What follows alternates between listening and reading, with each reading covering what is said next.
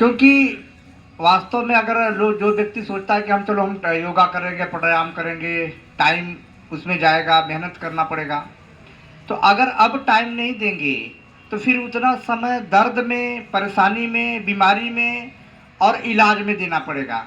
जो टाइम आप सभी लोग सुबह उठ के मेहनत कर रहे हैं, और मैं तो देखता हूँ कि कितना सुंदर सबका स्वास्थ्य होते जा रहा है, और आए दिन मीडिया के माध्यम द्वारा भी पता भी चलता रहता है।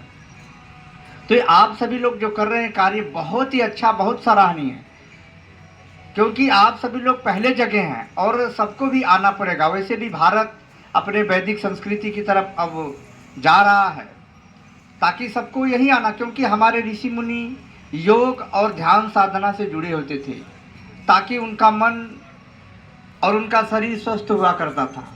योग और ध्यान साधना में इतनी शक्ति है कि जीवन को सुखमय और शांत व्यक्ति बन सकता है। दूसरी बात यह है कि व्यक्ति का मन जो है बहुत अशांत रहता है। अब एक बात यह है कि अगर हमने शरीर, योग से तो हमें शरीर को लाभ मिलता है, लेकिन ऋषियों ने कहा कि यहीं तक मत सीमित रहो, योग के साथ साथ मन को भी साधने का। जैसे आपने योग किया, शरीर को पूरा पूरा लाभ मिलेगा, जितनी टॉक्सिन है बाहर निकल जाएंगी और आप शरीर को कितना बेहतर फील करेंगे।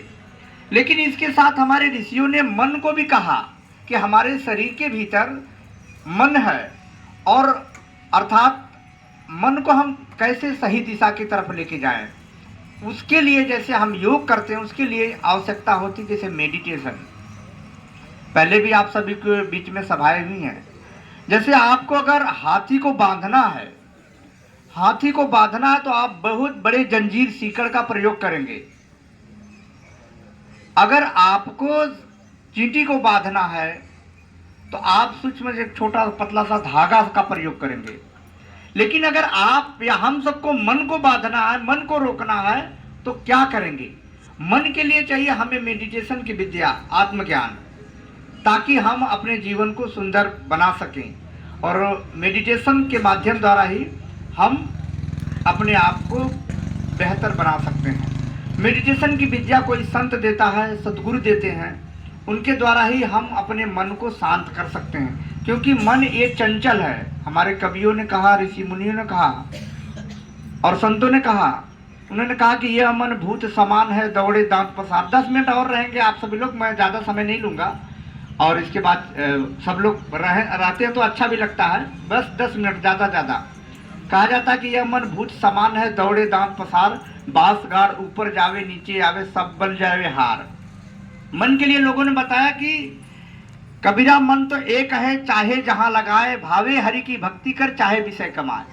और इंसान के पास सब कुछ होते हुए भी मन से अशांत रहता है, तो मन को साधने के लिए हमें आत्मज्ञान, ब्रह्म ज्ञान की आवश्यकता होती है, जिसके कारण हमारा मन शांत रहता है, दिव्य रहता है। तो बहुत ज़्यादा मैं समय न लेते हुए, और मैं यही कहूँगा कि सप्ताह में एक दिन कैंप भी लगता रहेगा, और वैदिक कैंप है, और साथ में कुछ दिव्य विचार सत्संग। आप सभी लोग जाए ना, बिल्कुल कार्यक्रम को मैं बिल्कुल बाइंड अप कर रहा हूँ, विराम की तरफ लेके जा रहा हूँ। तो आज का जो बातें हैं, जो मेडिटेशन की जो विद्या है, वो उसके लिए भी प्रयास करेंगे। आने वाले समय में उसका भी योग कराया जाएगा, और हवन से या आयुर्वेद से, योग से हमारा जीवन सुखमय बनेगा। तो अब बहुत ज़्यादा ना बोलते हुए, क्योंकि समय इजाज़त नहीं देती, बोलिए उमापति महादेव की जय श्री राम, जय जय श्री राम। आइए, समय है, बात मैं मेडिटेशन की बता रहा हूँ कि मेडिटेशन भी आवश्यक है, क्योंकि लोगों के जीवन में मेडिटेशन नहीं है, ध्यान नहीं है, तो फिर उसी प्रकार से व्यक्ति का मन अशांत रहता। एक छोटी सी कहानी सुना देता हूँ। आखिर हमारे जीवन का जो उद्देश्य है, एक बार की बात है कि एक राजा जंगल में जाके भटक जाता है, और राजा जंगल में जाके भटकने के बाद क्या होता है कि परेशान हो जाता है, और वहां पे देखा जाता है शाम हो जाती है। राजा क्या कार्य करता है कि भाई पेड़ के ऊपर चढ़ जाता है।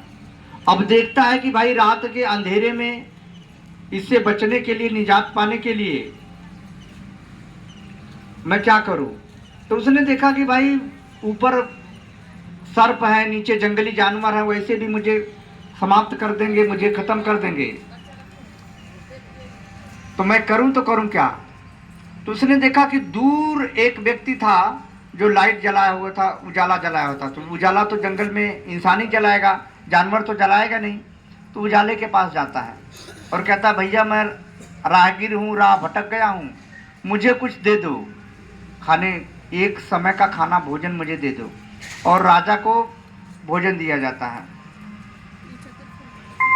इसके बाद राजा आ जाता है और देखा जाता है कि फिर वो उस लकड़हारे को बुलाता है जो जंगल में लकड़हारा ने भोजन कराया था। उसके बाद में राजा ने कहा कि मैं तुम्हें अपने जैसा राजा बनाना चाहता हूं, तूने मेरे जीवन में मुझे बचाया। तो अब अपने जैसा जब राजा बनने की बात होती, लकड़हारा बड़ा खुश होता। उसने सोचा कि क्या सच में इसी बात है? तो राजा ने 100 एकड़ चंदन की बाग दी। कितना एकड़? 100 एकड़। आपकी कपाल भारती प्रारंभ रहेगी, उसमें बीच में इशारा भी कर सकते हैं, बोल भी सकते हैं। तो कितना? 100 एकड़, कम नहीं होता। राजा ने कहा कि 100 एकड़ चंदन की बाग दे दे रहा हूं, मेरे जैसा राजा तुम्हें बनना है। और बनने के बाद नक्शा बना दी, यहाँ पे गौशाला खोल देना, यहाँ धर्मशाला खोल देना, यहाँ पे ये कर देना, सारा नक्शा बना के चला आया। 1 साल बाद राजा फिर लकड़हारे से मिलता है कि मैंने जिसको राजा बनाया है सब कुछ दिया, देखो वहां का कार्यभार क्या है, वहां की व्यवस्था क्या है।